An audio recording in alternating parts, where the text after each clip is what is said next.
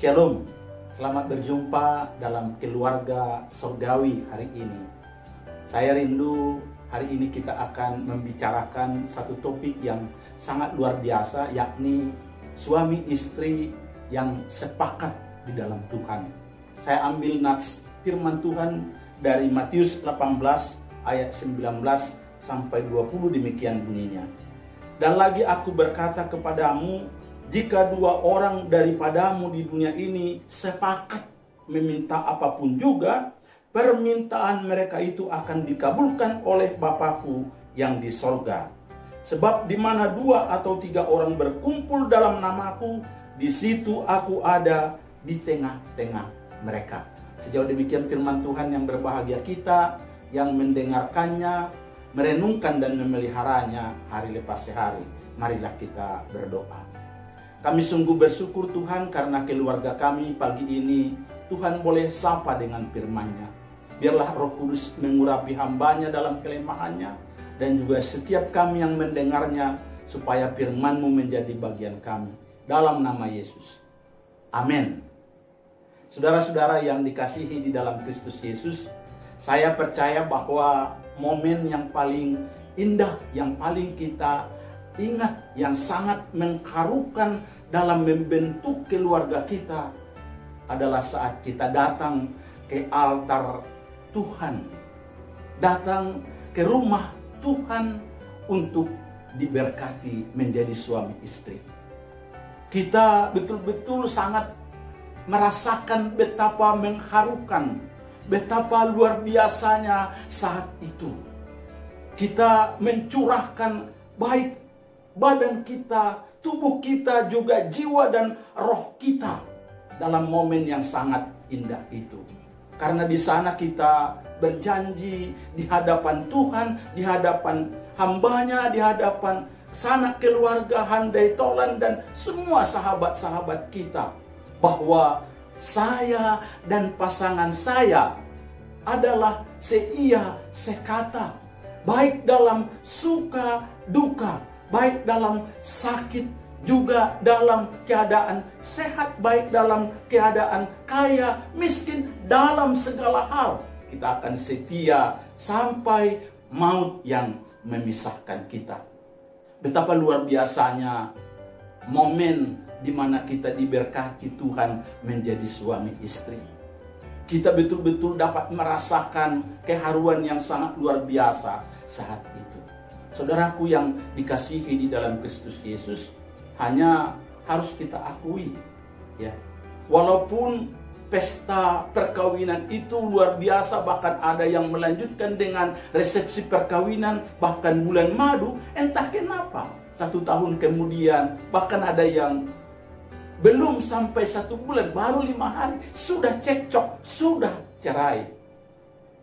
Itu artinya bahwa apa yang kita janjikan begitu luar biasanya saat kita berkata, aku dan juga pasanganku seia sekata berjanji dalam segala hal untuk hidup di dalam Tuhan mulai kendor.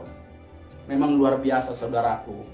Iblis tahu persis akan firman Tuhan ini. Dia sadar bahwa keluarga yang sepakat, keluarga yang seia sepakat, keluarga yang intim, keluarga yang hidup di dalam Tuhan mendapat berkat-berkat yang luar biasa dari Tuhan.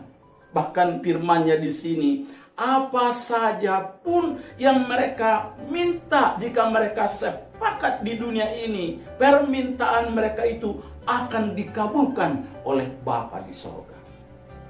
Sebab itu betapa rindunya Tuhan sebenarnya supaya keluarga kita ini menjadi keluarga yang seia sekata, sepakat, sehati, seroh, sedoa.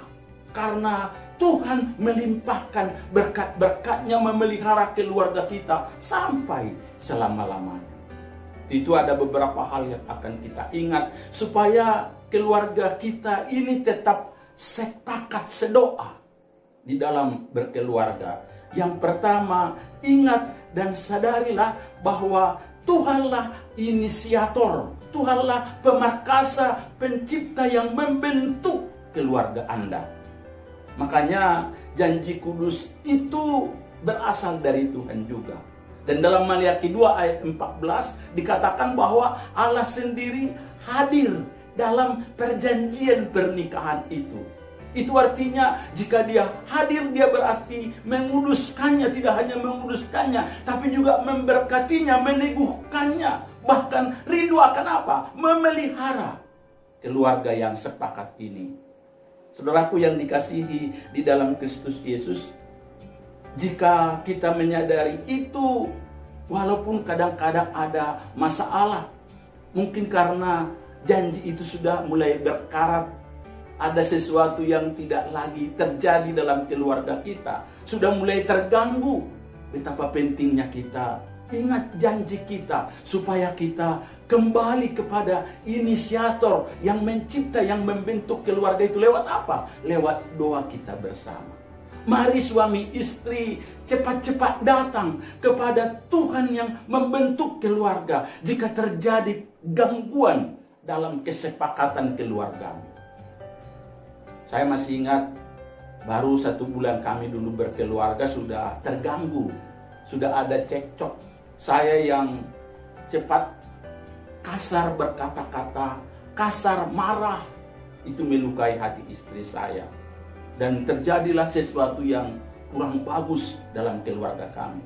Tapi puji Tuhan, karena kami sudah berjanji untuk bermesbah keluarga, maka keluarga itu bisa dipulihkan lagi. Luka itu bisa disembuhkan kembali.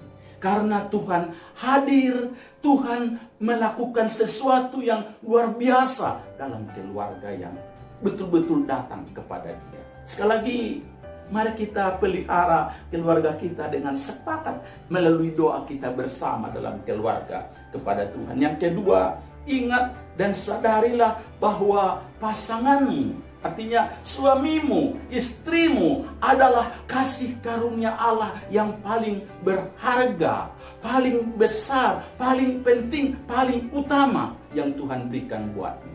Bukan hartamu, bukan karirmu, bukan jabatanmu, bukan apa yang ada padamu. Sekali lagi, tapi pasanganmu lah yang paling berharga Tuhan berikan bagimu.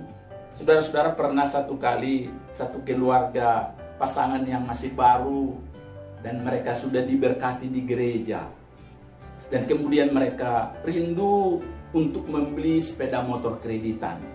Nah, waktu suaminya bekerja, istrinya ini bawa sepeda motor. Tahu-tahu terjadi kecelakaan, istrinya jatuh, dan tetangga menelepon suaminya. Dia katakan, "Pak, istri Bapak sekarang jatuh dari sepeda motor dan sudah dilarikan ke rumah sakit." Langsung dia tanya, "Di mana sepeda motor saya dititip? Bagaimana keadaan sepeda motor saya?" Yang utama, pertama, yang menjadi paling berharga baginya, mungkin karena kreditan ya, itu sepeda motornya. Dia lupa bahwa istrinya lah yang paling berharga bagi dirinya, yang Tuhan berikan baginya. Supaya apa? Supaya dia merawatnya, menjaganya, bukan harta dan bukan yang lainnya. Sebab itu, saudaraku yang dikasihi, harus kita ingat bahwa Tuhan sungguh memelihara keluarga kita. Dan yang kedua, sungguh yang paling berharga diberikan Tuhan adalah pasangan. Yang ketiga, menerima pasangan kita apa adanya, bukan karena ada apa-apanya. Waktu saya berkhotbah dan mau berkhotbah, ya kan saya biasanya pakai dasi. Saya bersyukur istri saya katakan setelah saya siap, sudah pakai dasi, sudah kadang-kadang pakai jas, dia katakan, "Wah, tampan kali suamiku ini." Ada rasa bangga, rasa enak. Karena saya tahu sebenarnya saya ini kan hitam. Tidak hanya hitam, tampang kriminal. Tapi dia memujinya, dia mengangkatnya sehingga rasa minder, rendah diri itu sirna. Saya khotbah menjadi sangat percaya diri. Saya mau ungkapkan, saudaraku, bahwa kita harus menerima pasangan kita itu apa adanya. Memang setampan-tampannya pasanganmu pasti ada kekurangannya, kelemahannya. Secantik-cantiknya, sehebat-hebatnya istrimu pasti ada kelemahan dan kekurangannya. Ingat, jangan rumput tetangga lebih hijau daripada rumput di rumah sendiri. Kita harus sungguh menghargai, menerima, bahkan mengasihi pasangan kita apa adanya, bukan karena ada apa-apanya. Kita harus bangga terhadap pasangan kita tersebut. Sekali lagi saudaraku, bahwa firman Tuhan ini begitu jelas. Jika kita sepakat, sedoa, betul-betul datang kepada Dia, pemarkasa, inisiator, pencipta keluarga itu, yang akan peliharakan kita. Jika kita sungguh-sungguh mau menyatakan bahwa pasangan kita itu adalah karunia yang paling berharga, maka kita akan mengutamakan keluarga kita. Dan saya percaya kita akan menerima apa adanya pasangan kita masing-masing. Tuhan Yesus memberkati saudara. Amin.